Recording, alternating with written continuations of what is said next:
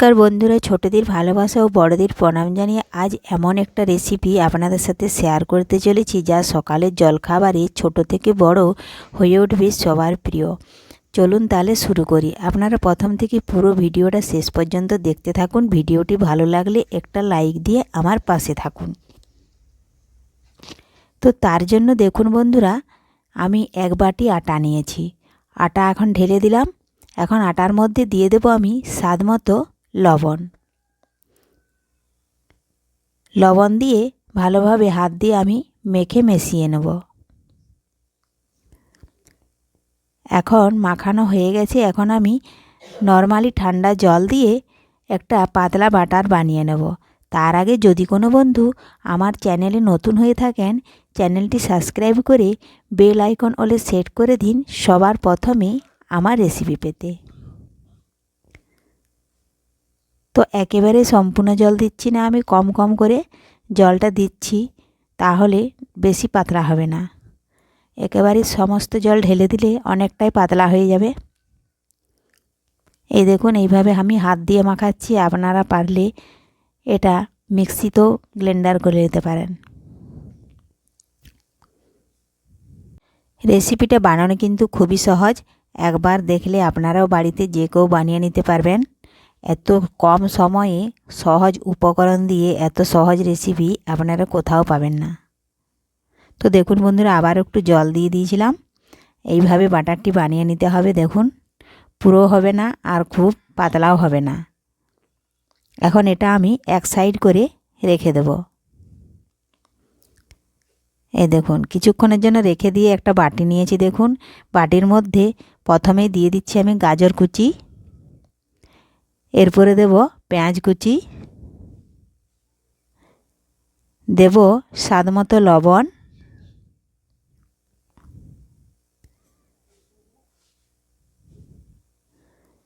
আর দেব আমি 1 চামচ ম্যাগি মশলা।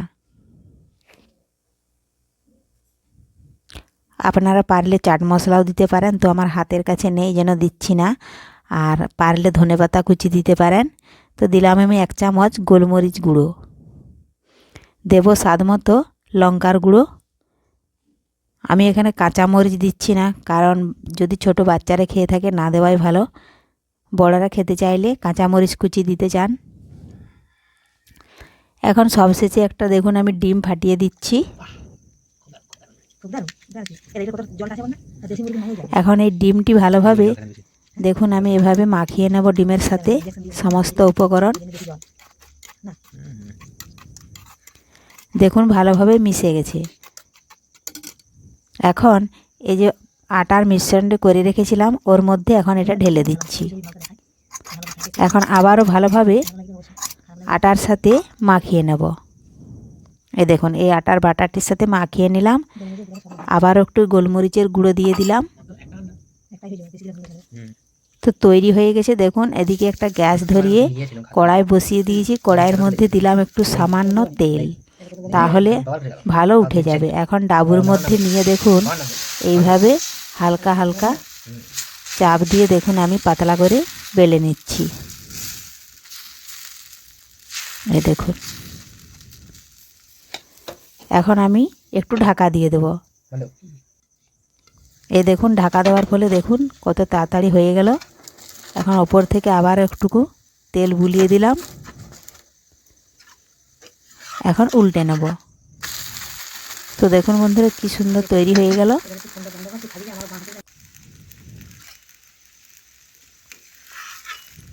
এটা সকালের জলখাবার কিংবা ডিনারেও এইভাবে নাস্তা হিসাবে বানিয়ে নিতে পারেন। খেতে কিন্তু দুর্দান্ত স্বাদের হবে। এইভাবে সমস্ত নাস্তাগুলো আমি বানিয়ে নেব। দেখুন তুলে নিয়েছি। তো দেখুন বন্ধুরা, এখন এটা আপনারা টমেটো সস দিয়ে খেতে পারবেন, আর অন্য কিছুর প্রয়োজন হবে না। তো রেসিপিটি ভালো লাগলে লাইক শেয়ার কমেন্ট করতে অবশ্যই ভুলবেন না বন্ধুরা। ধন্যবাদ। নিয়ে আসবো আবারও কোনো নতুন ব্রেকফাস্ট রেসিপি। এই দেখুন, ধন্যবাদ।